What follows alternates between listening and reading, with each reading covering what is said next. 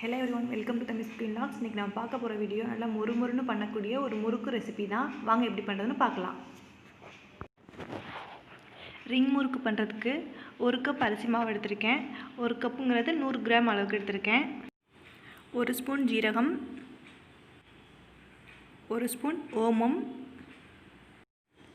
1 spoon அளவுக்கு மிளகாய்த்தூள், 1 teaspoon அளவுக்கு மஞ்சள் தூள், தேவையான அளவுக்கு உப்பு, 2 ஸ்பூன் நெய். இப்போ நம்ம முறுக்கு எப்படி பண்ணுறதுன்னு பார்க்கலாம். பாத்திரத்தை காய வச்சிடலாம். பாத்திரம் காய்ச்சதுக்கு அப்புறமா அதில் நம்ம தண்ணி சேர்த்துக்கலாம். இப்போ தண்ணி சேர்த்துக்கோங்க. 1 கப் மாவுக்கு 1 கப் அளவுக்கு தண்ணி போதும். நம்ம எந்த கப்பில் மாவு எடுத்துருக்கீங்களோ அதே அளவுக்கு தண்ணி சேர்த்துக்கோங்க, கரெக்டாக இருக்கும். இப்போ நம்ம அதில் ஜீரகத்தையும் ஓமத்தையும் சேர்த்துக்கிடலாம். அதுவும் நம்ம எடுத்து வச்சுருந்த மசாலா பொருள் மிளகாய்த்தூள், மஞ்சள் தூள், தேவையான உப்பு சேர்த்துக்கோங்க. ஜீரகம் ஓமம் நம்ம சாப்பிடும்போது நல்லா வாசனையாக இருக்கும், அதுக்காக தான் சேர்க்குறோம். உங்களுக்கு ஓமம் வாடை பிடிக்கல அப்படின்னா அதுக்கு பதிலாக நீங்கள் எள்ளு கூட சேர்த்துக்கலாம். அதோடு நம்ம எடுத்து வச்சுருந்த 2 ஸ்பூன் நெய்யை உள்ளே சேர்த்துக்கோங்க. இப்போ நல்லா கொதிக்கட்டும். கொதிச்சதுக்கப்புறமா நீங்கள் ஸ்டவ்வை சிம்மில் வச்சுட்டு நம்ம எடுத்து வச்ச மாவை கொஞ்சமாக உள்ளே சேர்த்துக்கலாம். ஏன்னா நீங்கள் ரொம்ப ஹீட்டாக இருக்கும்போது கொதிக்கும் போது போட்டிங்க அப்படின்னா மாவில் வந்து கட்டி கட்டி ஆகிக்கும். அதுக்காக தான் சிம்மில் வச்சுட்டு நம்ம மாவு சேர்த்துக்க போகிறோம். மஞ்சத்தூள் ஆப்ஷனல் தான், அது வேணாம் அப்படின்னா நீங்கள் சேர்க்காம கூட வச்சுக்கோங்க. இப்போ தண்ணி நல்லா கொதிச்சிடுச்சு. இந்த நேரம் நம்ம சிம்மில் வச்சுட்டு நம்ம மாவு சேர்த்துக்கலாம். கொஞ்சம் கொஞ்சமாக சேர்த்துக்கோங்க.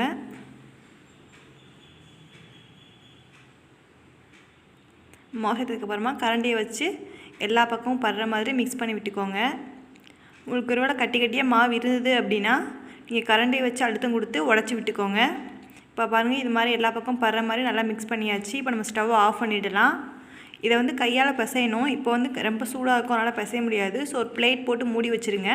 ஓப்பன் இருந்தால் ரொம்ப ட்ரை ஆகிடும். ஆறுனதுக்கப்புறமா நம்ம பிசைஞ்சு எடுத்துக்கலாம். இப்போ மாவு ஒரு மிதமான சூட்டு, கை பொறுக்கிற அளவுக்கு சூட்டுக்கு வந்துருச்சு. இப்போ தனியாக ஒரு பாத்திரத்தை வச்சுட்டு நம்ம கையால் சப்பாத்தி மாவு பிசைகிற மாதிரி நல்லா சாஃப்டாக பிசைஞ்சு எடுத்துக்கோங்க. நம்ம நல்லா பிசைஞ்சோம் அப்படின்னா நம்மளுக்கு அந்த முறுக்கு வந்து அந்த ஷேப் வரக்கு நல்லாயிருக்கும். அதை நல்லா அழுத்தம் கொடுத்து சப்பாத்தி மாவுக்கு பிசைஞ்சிக்கோங்க. நம்ம எடுத்துக்கிட்ட தண்ணி கரெக்டாக இருக்குது, பிசு பிசுனா இல்லை.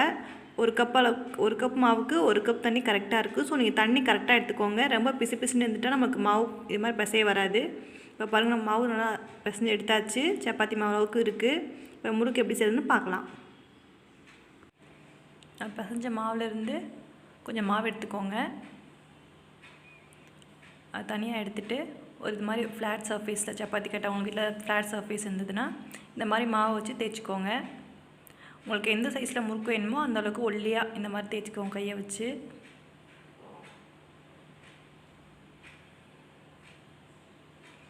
மாவு எடுத்துக்கோங்க. இந்தளவுக்கு மாவு ஒல்லியாக தேய்ச்சிக்கோங்க. இப்போ நம்ம அதை ரவுண்ட் ஷேப் பண்ணலாம். இது அரிசி மாவு அப்படிங்கிறனால உடைய தான் செய்யும். லைட்டாக பார்த்து மெதுவாக பண்ணிக்கோங்க. இது நீங்கள் வளைக்கும் போது ரொம்ப அழுத்தம் கொடுக்காதீங்க, லூஸ் விட்டு வளைங்க. அப்போ தான் நம்மளுக்கு கரெக்ட் ஷேப் கிடைக்கும். நீங்கள் ரொம்ப அழுத்தம் கொடுத்தீங்க அப்படின்னா அந்த மாவு உடையும்.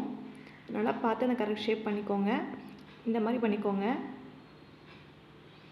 இதே மாதிரி நம்ம எல்லா மாவும் எடுத்து பண்ணிக்கலாம். மாவு வந்து ரொம்ப கனமாக எடுத்துட்டிங்க அப்படின்னா முறுக்கு வேகிறதுக்கு லேட் ஆகும்.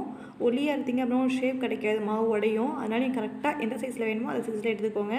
இப்போ நம்ம எல்லா மாவையும் இந்த மாதிரி சைஸில் பண்ணி வச்சுருக்கோம். இப்போ நம்ம இதை எண்ணெயில் போட்டு பொரிச்சு எடுக்கலாம். பாத்திரத்தை வச்சுட்டு பாத்திரம் காஞ்சதுக்கப்புறமா எண்ணெய் சேர்த்துக்கோங்க.